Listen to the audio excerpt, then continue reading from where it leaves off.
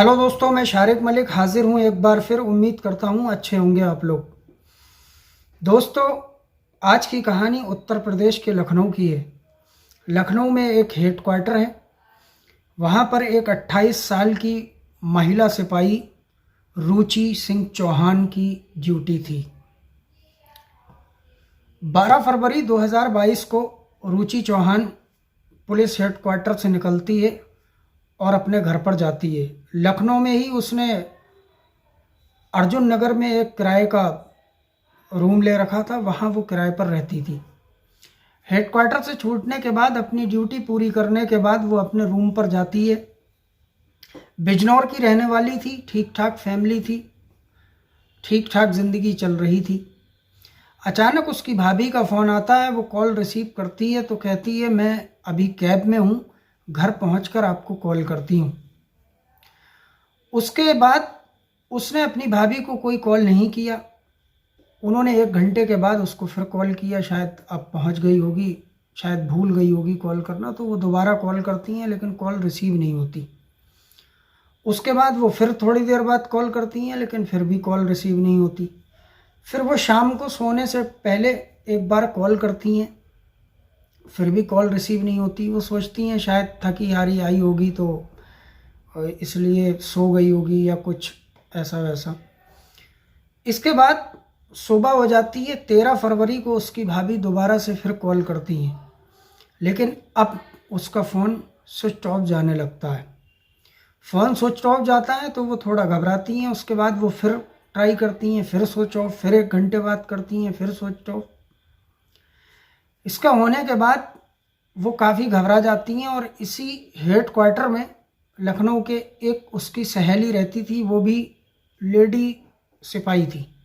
उसकी भी पोस्टिंग इसी हेड क्वार्टर में थी।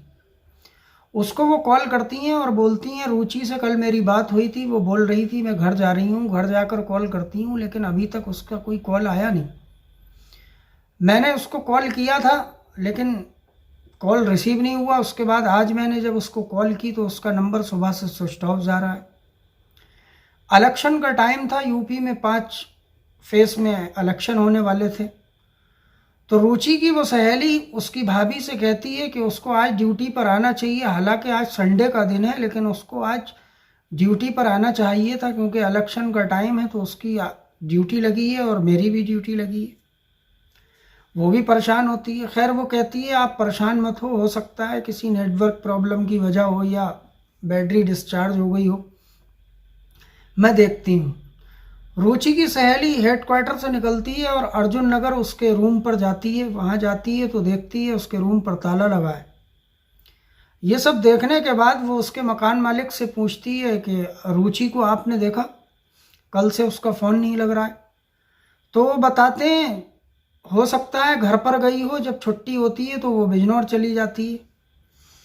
अब रुचि की सहेली ने कहा अगर घर जाती तो उसकी भाभी को पता होता, लेकिन उसके घर से फ़ोन आ रहा है कि उसका फ़ोन रिसीव नहीं हो रहा है। रुचि की सहेली पुलिस कांस्टेबल जो थी वो भाभी को उसकी पूरी बात बताती है कि इसके मकान मालिक तो बोल रहे हैं कि वो शायद अपने घर गई होगी, वो तो कल से यहाँ वो आई नहीं है, कल से उसका ये लॉक है। इसके बाद रुचि की फैमिली बहुत ज़्यादा घबरा जाती है और फ़ौरन ही वो बिजनौर से लखनऊ के लिए निकल जाते हैं। लखनऊ पहुंचते हैं, लखनऊ में ढूंढते हैं लेकिन कुछ पता चलता नहीं है।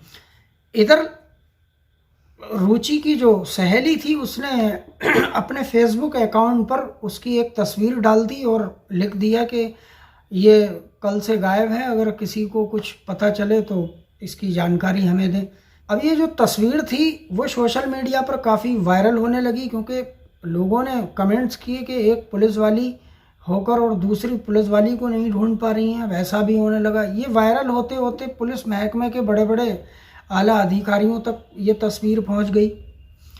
अब ये पहुंचने के बाद उन अधिकारियों ने रुचि की सहेली को बुलाया और डांटा और उनको शायद एक नोटिस भी जारी किया कि ये गलत है, इससे प्रशासन की बदनामी हो रही है, पूरे पुलिस महकमे में हड़कंप मचा हुआ है, ऐसी क्यों पोस्ट की, आपको हमें बताना चाहिए था। और इधर अभी रिपोर्ट दर्ज हुई नहीं थी। खैर, उसके बाद रुचि की भाभी और उसके माता पिता इसकी एफआईआर दर्ज कराते हैं कि हमारी बेटी 12 फरवरी से गायब है। इधर 13 फरवरी हो जाती है, कोई बात नहीं। इसके बाद अचानक 17 फरवरी को 112 डायल, जो पुलिस, उत्तर प्रदेश पुलिस का जो एक इमरजेंसी नंबर है जिस पर हम लोग कॉल कर सकते हैं और पुलिस को कोई भी इमरजेंसी में सूचना दे सकते हैं, उस पर एक कॉल आता है। सामने से व्यक्ति बोलता है, मैं अभी पीजीआई इलाके से गुजर रहा हूँ, यहाँ पर एक नाले में कोई लाश नज़र आ रही है। पुलिस पहुँचती है, देखती है, वहाँ पर एक महिला की लाश होती है। उस लाश को पुलिस अपने कब्जे में लेकर पोस्टमार्टम के लिए भेज देती है। पोस्टमार्टम होता है और पुलिस जो है उसको थोड़ा हल्के में लेती है, अच्छे से जांच पड़ताल करती नहीं और उसके कपड़े वगैरह भी रख लेती है। और अब इस पोस्टमार्टम के बाद 2 दिन हो जाते हैं, लेकिन अभी तक शिनाख्त हो नहीं पाती है ये बॉडी आखिरकार है किसकी। इधर लोग ये देखते हैं कि इतने दिन हो गए और ये पुलिस की डिपार्टमेंट की ही एक लेडी सिपाही थी और इसका अभी तक पुलिस सुलझा नहीं पाई है कि आखिरकार वो लड़की है कहाँ, कहाँ है, कहाँ नहीं है, क्या चक्कर है। तो इससे पुलिस प्रशासन पर उंगलियां उठने लगी। खैर, अब ये जो रुचि के घर वाले थे ये जगह जगह थानों में और अलग अलग कॉलोनियों में, मोहल्लों में, स्टेशनों पर, सब में उसको ढूंढते हैं, लेकिन कुछ पता नहीं चलता। आखिर ये एक थाने में पहुंचते हैं। वहाँ पर एक सिपाही जो बिजनौर का ही था, उसकी भी पोस्टिंग थी और वो इनसे मिलता है। जब उसे पता चलता है कि ये उसको ढूंढ रहे हैं तो वो उसको बताता है कि आप लोग मेरे साथ चलो, पोस्टमार्टम हाउस में एक बॉडी रखी हुई है, उसको आप देख लीजिए। तो रुचि की माता कहती हैं, हम उसको क्यों देखें, और वो बहुत ज़्यादा घबरा जाती हैं, रोने लगती हैं। तो वो कहता है, देखिए ऐसा कुछ नहीं है, लेकिन आप एक बार देख लीजिए और हिम्मत करिए, ऐसा कुछ होगा नहीं, उम्मीद करते हैं। आखिरकार इसके माता पिता और भाभी उस सिपाही के साथ जाते हैं और उस जो बॉडी होती है, लाश होती है, उसको देखते हैं तो पहचान लेते हैं और चीख पड़ते हैं, बुरी तरीके से रोने लगते हैं और ये कहते हैं, ये मेरी बेटी रुचि चौहान है। इसके बाद जब शनाख्त हो जाती है तो पुलिस को भी पता चलता है और फिर ये खबर तेज़ी से फैल जाती है। इसके बाद लोगों में चेमागोइयाँ होने लगती हैं, बातें करने लगते हैं। अब पुलिस इसको बहुत सीरियस लेती है क्योंकि उनके डिपार्टमेंट की एक लेडीज़ जो सिपाही है उसकी लाश और उसकी शिनाख्त भी हो चुकी थी। अब पुलिस अच्छे से जांच करती है तो जिस टाइम वो बॉडी वहाँ नाले में से निकाली थी तो वहीं पर पास में एक फ़ोन पड़ा हुआ था, वो रुचि सिंह चौहान का ही था। अब पुलिस इस फ़ोन को कब्जे में लेती है और इसके नंबर के सारे कॉल डिटेल निकालती है। कॉल डिटेल निकालने के बाद एक अजीब चीज़ सामने आती है कि 12 फरवरी को जब इसका भाभी से बात हुई थी तो उससे पहले एक नंबर पर इसकी काफ़ी देर बात होती है और जितने भी इसके फ़ोन में नंबर थे उन सब नंबरों से ज़्यादा इस नंबर पर हमेशा से बात होती थी। जब इस नंबर का पता निकाला तो ये नंबर प्रतापगढ़ जिले के लालगंज तहसील में तैनात था। अब जब पुलिस ने पता निकाला तो प्रतापगढ़ तहसील में एक तहसीलदार थे पद्मेश श्रीवास्तव।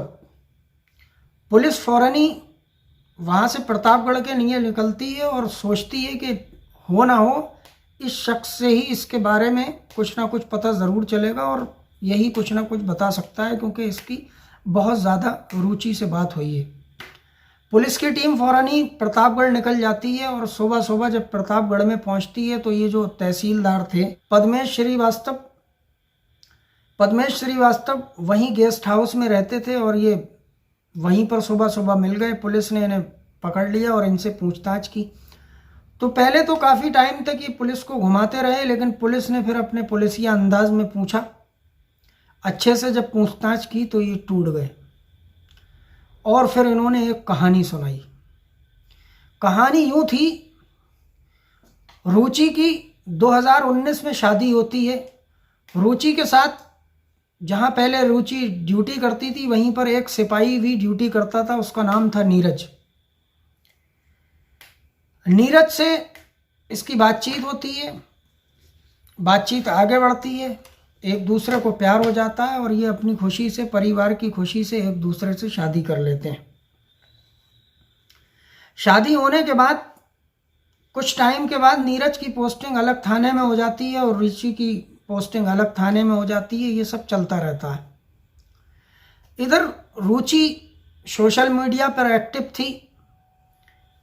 अचानक से उसको सोशल मीडिया पर ये तहसीलदार साहब जो पद्मेश श्रीवास्तव थे, इनसे मुलाकात होती है, ख़ास तौर से फेसबुक पर।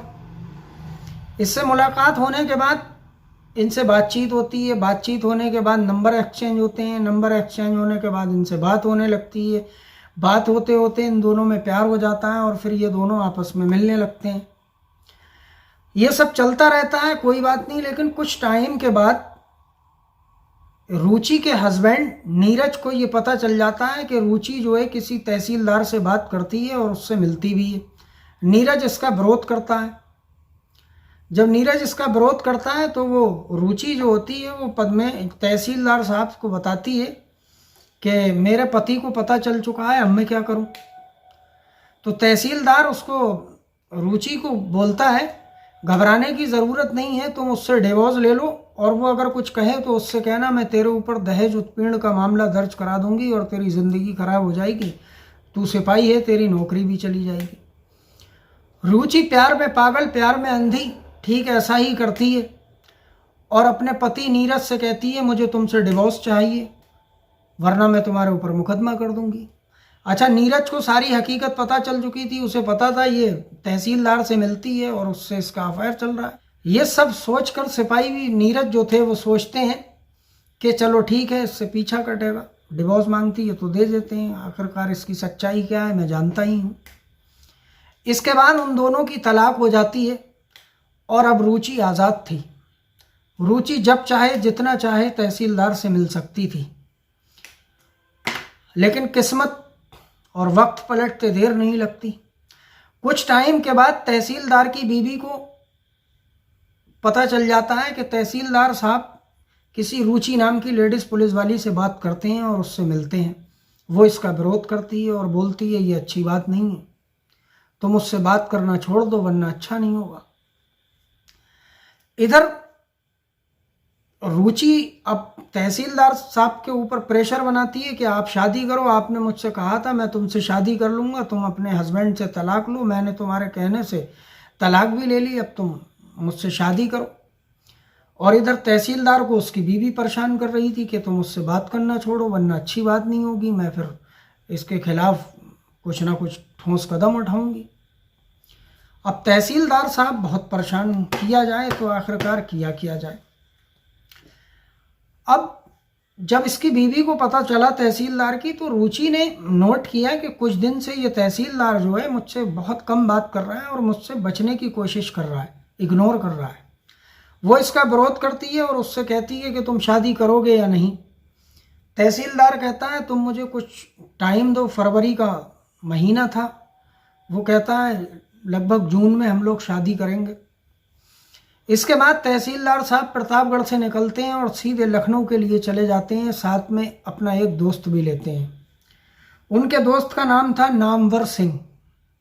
ये दोनों लोग लखनऊ पहुंचते हैं। लखनऊ में पहुंचकर रुचि को कॉल करते हैं और उसे पीजीआई इलाके के पास बुलाते हैं। बुलाने के बाद जब रुचि आती है तो इनका ये जो दोस्त था नामवर सिंह, ये पहले से ही वहाँ से हट जाता है और ये गाड़ी से जाते हैं। उसी गाड़ी में तहसीलदार साहब बैठे होते हैं। रुचि आती है, रुचि गाड़ी में बैठती है, ये दोनों बात करते हैं। नामवर सिंह कुछ मिनट के बाद आता है, उसके हाथ में 2 कप चाय होती है।